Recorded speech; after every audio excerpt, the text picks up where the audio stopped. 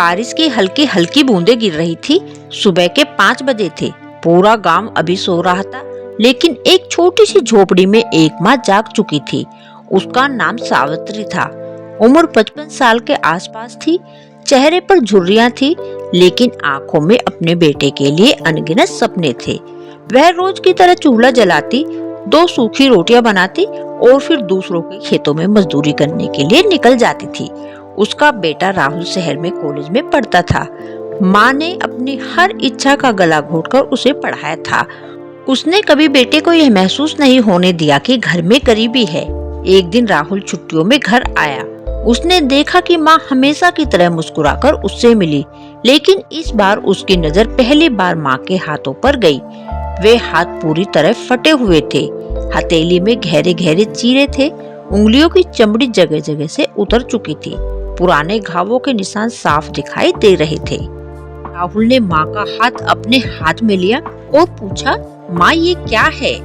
ये आपको क्या हो गया है? माँ मुस्कुराई और बोली, कुछ नहीं बेटा, खेत में काम करते करते हो जाता है। राहुल ने पहली बार महसूस किया कि जिस माँ के हाथ कभी उसे प्यार से सहलाते थे, आज वही हाथ दर्द से भरे हुए हैं। उस रात राहुल सो नहीं पाया। उसे याद आने लगा कि कितनी बार उसने दोस्तों की तरह महंगा मोबाइल मांगा था, नए कपड़ों की जिद की थी। कभी ये नहीं सोचा कि पैसे कहाँ से आते हैं। सुबह उसने चुपचाप माँ का पीछा किया। उसने देखा कि उसकी माँ तेज धूप में झुक झुक कर खेत में काम कर रही थी। कभी मिट्टी उठाती, कभी घास काटती, कभी भारी बोरी उठाती। दोपहर तक उसके कपड़े पसीने से भीग चुके थे। राहुल की आंखों से आंसू निकल पड़े। उसे समझ आ गया कि उसकी हर किताब, हर फीस और हर सपना माँ के इन्हीं फटे हुए हाथों की कमाई से पूरा हुआ है। उस दिन राहुल ने अपने आप से एक वादा किया, अब मेरी माँ के हाथ और नहीं फटेंगे। वह वापस शहर लौटा, लेकिन इस बार पहले जैसा राहुल नहीं था। उसने अपना समय बर्बाद करना छोड़ दिया। सोशल मीडिया पर घंटों बिताने की जगह पढ़ाई शुरू कर दी।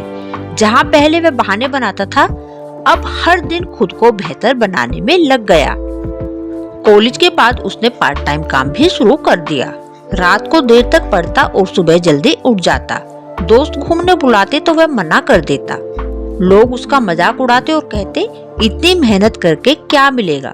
राहुल सिर्फ मुस्कुरा देता। उसे हर बार अपनी माँ के फटे हुए हाथ याद आ जाते। यही उसके जीवन की सबसे बड़ी प्रेरणा बन चुके थे। समय बीतता गया। कई बार वह असफल हुआ, कई इंटरव्यू में रिजेक्ट हुआ, लेकिन उसने हार नहीं मानी। एक दिन उसकी मेहनत रंग लाई। उसे एक अच्छी नौकरी मिल गई। पहली तनख्वाह हाथ में आते ही वह सीधे गांव पहुंचा। माँ हमेशा की तरह आंगन में बैठी हुई सब्जी काट रही थी। राहुल ने माँ के हाथ अपने हाथों में लिए।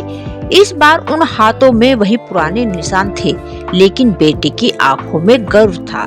उसने माँ से कहा, अब आपको किसी के खेत में काम करने की जरूरत नहीं है। माँ मुस्कुराई और बोली, बेटा, मैं तो तुम्हारे लिए काम करती थी। राहुल ने जवाब दिया, अब मेरी बारी है माँ, अब मैं आपके लिए जीऊंगा।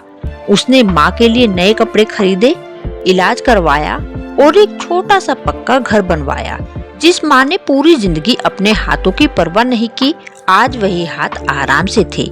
राहुल जब भी उन पुराने निशानों को देखता, उसके दिल में एक ही बात आती, अगर उस दिन मैंने माँ के फटे हाथ न देखे होते तो शायद मैं कभी नहीं बदलता। दोस्तों, इस दुनिया में माँ बाप अपने बच्चों के लिए जो त्याग करते हैं, उसका हिसाब कोई नहीं चुका सकता। अगर आज भी आपके माता पिता आपके लिए मेहनत कर रहे हैं, तो उनके त्याग को हल्के में मत लीजिए। उनके फटे हाथ, उनके थके हुए पैर और उनके चेहरे की झुर्रियां, ये सब उनकी उम्र नहीं बल्कि आपके भविष्य की कीमत है। जिस दिन यह बात दिल में समझ आ जाएगी, उसी दिन आपकी जिंदगी बदल जाएगी। याद रखिए, सफलता की सबसे बड़ी प्रेरणा किसी मोटिवेशनल वीडियो में नहीं, बल्कि अपने माँ बाप की मेहनत में छिपी हुई होती है।